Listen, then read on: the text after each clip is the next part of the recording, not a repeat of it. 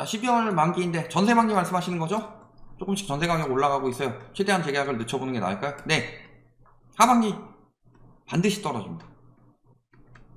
왜냐면요, 첫 번째로 가장 큰 요소죠. 금리가 올라가고 있다. 전세가요, 금리 영향을 어마어마하게 받아요. 그러니까 부동산 상승론자들이 전세가 무슨 금리 영향 받냐는 식으로 이야기를 했는데요. 저희가 말씀을 드렸지만 2020년의 전세가 폭등은 임대차 3법 때문이 아니라 저금리 때문이다. 이 이야기를 계속했어요.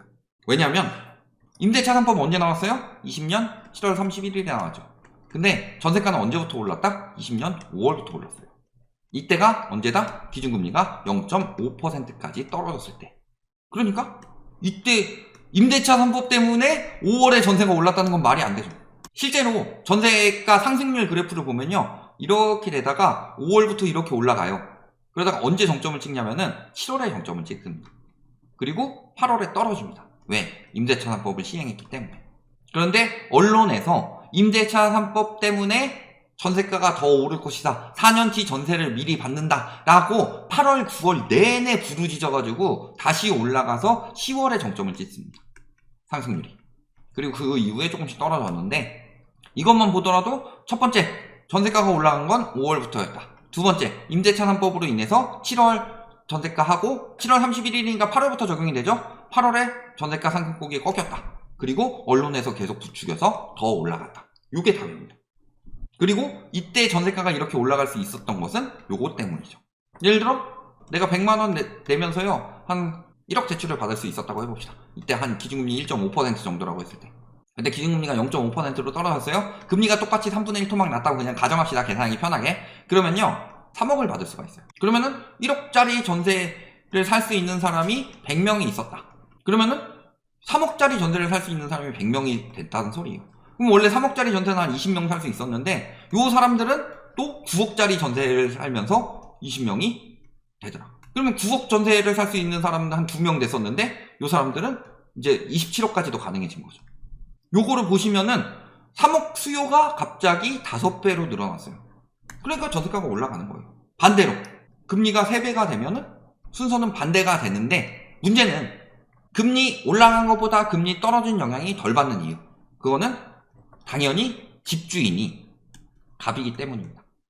그러니까 임대차 3법에 대해서 왜 그렇게 욕을 하냐, 자꾸 임대차 3법 이야기를 하는데, 이거 욕하는 게요 투기하기 안 좋은 상황을 만들어줘서 그래요. 그러니까 집주인 권리와 세입자 권리가 있으면 집주인 권리가 95고 세입자 권리가 5였다. 근데 임대차 3법이 시행되면서 집주인 권리가 90이고 세입자 권리가 10이에요. 와, 세입자 권리 더 이상 올리지 마라. 집주인들이 뭔지 아냐. 니네 아직도 90% 갑이야. 이 부분에 대해서 늘 말씀드리는 게 뭐예요? 세입자는 잔금식이 늦춰지면은 입주 못 들어가죠. 그런데 세입자가 빠졌는데 집주인은 돈 안 돌려주는 거는 사회 통념상으로 굉장히 비일비재한 일입니다. 다음 세입자가 안 들어와서, 다음 세입자가 당신과 같은 가격에 안 들어와서. 빚이에요. 계약서를 썼어요. 그럼 그 날짜에 무조건 줘야 돼요. 왜 세입자는 잔금 날짜 맞춰가지고 무조건 줘야 되는데 집주인은 계약 만료 날짜에 맞춰서 무조건 주지 않느냐. 이것만 보더라도 어느 쪽이 갑이고 어느 쪽이 을인지 다 나와요. 돈을 빌려준 사람이 을이 된 상황이 된 거예요. 말이 안 되는 거고. 어쨌든 얘기가 좀 했지만 결국에는 그러면 전세가는 어떻게 될 것이냐. 전세 가격은 금리 영향을 많이 받을 것이고, 지금 전세 가격이 올라가는 것처럼 느껴지는 것은 2023년 초에 금리를 눌러놨기 때문에 그 여파가 조금 더 늦게 나오고 있는 거예요. 그럼 반대로 금리가 언제부터 올라갔다? 5월 중순부터. 그러면 이게 1월부터 5월까지 했던 게 지금 효과가 나온다면 요것도 한 2개월쯤, 1, 2개월쯤 있다가, 그러니까 적어도 한 9월. 근데 지금 보면은 8월에도 이미 반응이 나오고 있습니다. 아까 단지별로 보셨죠? 떨어지는 단지들 많아지고 있어요. 강남권에서도 심지어. 그러니까 9월쯤 되면 거의 확실시 돼서 나올 거다. 그러면은 전세는 떨어지겠죠. 그럼 금리가 계속 올라갈 것이냐? 기준금리 안 올라가고 이제 금리 올라가는 거 끝났다, 그래서 집값 사람들이 올라가는 거 아니냐고 하냐 이야기를 했는데요. 자, 2022년에 굉장한 폭락을 했기 때문에 이게 매매도 그렇고 전세가 더 심각했죠. 특히 2022년 8월부터 전세가가 대폭락했죠. 이때 9.13 정태익 씨라든가 이런 상승론자 유튜버들은 2022년 8월에 다시 전세 대란 온다고 그랬어요. 근데 역전세 대란 왔죠. 전세가 변동률이 여기가 0이면 마이너스에서 이렇게 가다가 8월부터 갑자기 확 이렇게 떨어져요. 이거 역전세 대량 왔잖아요. 왜? 금리 때문에. 금리인데 재계약 시즌이 왔으니까. 그러니까 임대차 한법 때문에 전세가 올라갔다는 건 다 개구라였다.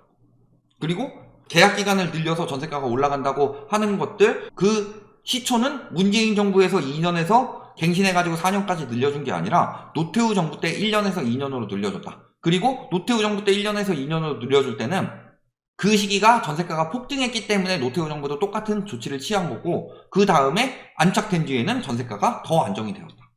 이런 것도 보시면은 전반적으로 전세가가 올라갈 상황이냐 떨어질 상황이냐. 그래서 2022년에 플러스로, 그 다음에 거기에 그 레고랜드 사태 터졌죠. 난이 두 개가 생긴 거예요. 그래서 진퇴양난이죠. 그러니까 채권 시장이 문제가 터지면서 이때 은행채 발행을 막았다. 그런데 이게 2023년에 은행채 발행 폭증을 했다. 그러니까 이 폭증을 막기 위해서 지금 정부에서 하고 있는 게 뭐예요? 한전채 발행 막고 있죠. 그러니까 은행채 발행 폭증해가지고 채권 금리 올라가니까 한전채 발행 막아가지고 또 못 올라가게 하려고 하고 있는데, 그래도 워낙 많은 거예요. 근데 이 두 가지, 자, 은행채 발행 폭증이 유지가 될 것이냐, 한전채 발행을 막고 있는 것이 계속 유지가 될 것이냐, 이 두 가지를 보셔야 되는데, 첫 번째 은행채 입장에서 봅시다. 은행채 발행이 늘어나고 있는 이유는 은행이 돈이 필요하다는 거죠. 새마을금고 사태 자꾸 해가지고 새마을금고 사태 때문에 은행채가 많이 늘어났다, 이건 다 개구라예요. 왜냐면은 새마을금고 사태 터지기 전에 은행채가 더 많이 늘어났었는데, 그래서 시중금리를 끌어올리고 있었는데 새마을금고 사태가 터지면서 거기서 또 확 나오니까 그게 영향을 더 크게 줬다는 거지. 그거 때문이 아니에요. 그러니까 똑같아요. 지금 인플레이션 뭐 때문이에요? 돈을 많이 풀었으니까 인플레이션이 생긴 거죠. 유동성을 많이 공급을 했으니까. 공급이 늘어나서 화폐 가치가 떨어졌으니까 인플레이션이 생겨난 거죠. 그런데 이걸 가지고 러시아 우크라이나 사태 때문에 인플레이션이 심화돼서 미국에서 기준금리를 올렸다, 이런 식으로 거짓말을 하는 사람들이 있어요. 메인은 이건데, 임대차 환법처럼 메인은 저금리였는데 자꾸 그런 식으로 부추기는 사람이 있었죠. 대표적으로 기억나시는 나는 분이 요분인데, 요분이 그런 이야기 했었죠. 그런 것처럼 지금 새마을금고 사태 때문이 아니라 은행 자체가 돈이 필요해요. 그 이유는 연체율이 늘어나고 있기 때문이에요. 연체율이 늘어나다가 이게 장기화돼서 회수가 안 된다 라고 생각을 하면 이게 부실채권이 되는 거죠. 그럼 부실채권이 되면 어떻게 해야 돼요? 연체율로 계속 냅두면은 저 은행은 사람들의 돈을 더럽게 안 갚는다, 이렇게 생각이 되기 때문에 요 부실채권을 싸게라도 처분해가지고 회수를 하려고 하는 거예요. 그게 상매각이죠. 그러니까 상각은 없애버리는 거고, 매각은 파는 거예요, 싸게. 예를 들어 1억짜리 채권이다 그러면 거의 막 2천만원 이런 식으로 파는 거예요, 싸게. 그러면은 요런 것들 회수해 주는 게 있죠. 예를 들어서 개인 채권 회수해 주는 데가 무슨 신용정보 이런 데 있잖아요. 이런 데가 채권 회수하는데, 그 사람들은 거기 그런 회사에다가 내가 1억짜리 채권을 판다 그러면 1억을 주지 않아요. 한 2천만원 주고, 그 다음에 그 사람들이 막 이거저거 해가지고 그 사람한테 최대한 뽑아와서 한 5천만원 뽑아오는 거야. 그럼 3천만원 이득 보는 거고. 근데 1억 손실 볼 것을 이 사람이 2천만원이라도 어쨌든 손절할 수 있게 만들어준다, 이런 것들이고, 그런 식으로 상매각을 하는데, 이 상매각 규모가 상반기 2.2조라고 그랬죠. 이게 2022년 총 2.2조였는데 지금 상반기밖에 안 지났는데 2.2조가 상매각이 됐어요. 그럼 이 부실채권은 무슨 돈으로 상매각을 해요? 그게 대손충당금이에요. 그러니까 부실채권이 늘어나고 연체율이 늘어나면 대손충당금을 더 쌓아야 되죠. 그래서 은행들이 대손충당금을 더 쌓고 있고, 그럼에도 불구하고 상매각을 했음에도 불구하고 연체율이 다시 또 올라가요. 그러니까 이게 계속 도르마무로 돌아가고 있는 거지. 그러니까 은행에서 돈이 필요하니까 은행채 발행하고 예금금리를 올리는 거다. 그러면 은행채 발행하고 예금금리가 올라가게 되면은 채권금리 올라가죠, 예금금리 올라가죠, 은행에서는 이자 비용이 많이 나가죠. 그러니까 자금 조달 비용이 올라간다. 그래서 은행채 발행이 앞으로 계속 될 수밖에 없다. 연체율이 상매각해서 깎아 넣어도 또 오르고, 상매각해서 깎아 놔도 또 오르고, 이런 상황이 되니까. 그러니까 연체율이 올라가고 있다는 건 지금 빚으로 빚을 갚고 있다는 소리예요. 그래서 정부에서 지금 하고 있는 게 뭐예요? 빚으로 빚을 갚도록 계속 가계부채를 내주고 있는 거예요. 지금 주택가격이 올라가서 주담대 많이 늘어났습니다, 요렇게 단순하게 생각할 게 아니라 빚으로 빚을 갚으니까 부채 규모가 계속 늘어나는 거예요. 이제 더 이상 감당이 안 되니까. 그래서 잘 보세요. 왜 5월 중순부터 금리가 올라갔는데 그때부터 주담대가 늘어났냐, 가계대출이 늘어났냐.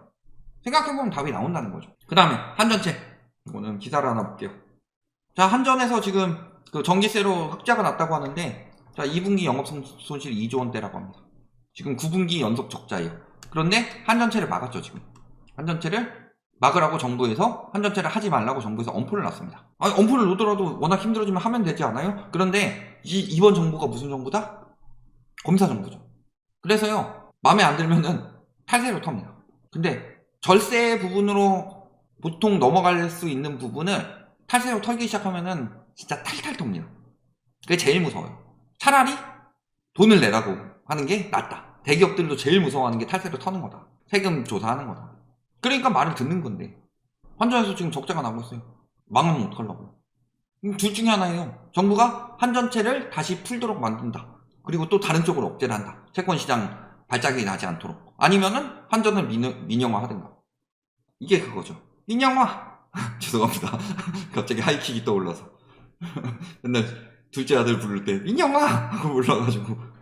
그러니까 근데 뭐 민영화 하게 되면은 당연히 부담은 더 할 거고, 민영화 하게 되면은 당연히 부담은 더 될 테고, 물가 영향도 더 크게 받을 거예요. 지금 시기가 언제 될지 모르겠지만 지금 하는 것은 정부 입장에서 좋은 상황은 아니다. 그런 상황이라서요. 지금 공공요금이 폭등하고 있기 때문에 그것 정부에서 쉽지 않은 상황이에요. 그러니까 결국에 한전채도 다시 나올 수밖에 없어요. 그러면 가뜩이나 은행채가 올리고 있는 그 채권 금리를 한전채까지 같이 나오게 되면은 더 올라갈 거라는 소리예요. 그러니까 채권 시장에 발작이 일어나지 않도록 지금 한국은행에서 이야기하는 게 뭐예요? 회사채나 은행채 이런 것들도 우리가 담보로 받아서 대출을 내주겠다. 각 은행에게. 즉 부실채권을 하느니 떠안고 있다는 소리예요. 이거 터지면 어마어마하겠죠. 지금 앞으로 하반기 때 금리 올라가는 속도는요, 지금 5월, 6월, 7월 올라갔던 것보다 점점 더 가파라질 가능성이 높다. 두 번째, 전세는 금리 영향을 굉장히 많이 받는다. 그러면은 12월 만기면은 최대한 늦추시는 게 더 낮은 가격에 전세 거래를 할 수 있는 상황이 된다. 이렇게 보시면 되겠습니다.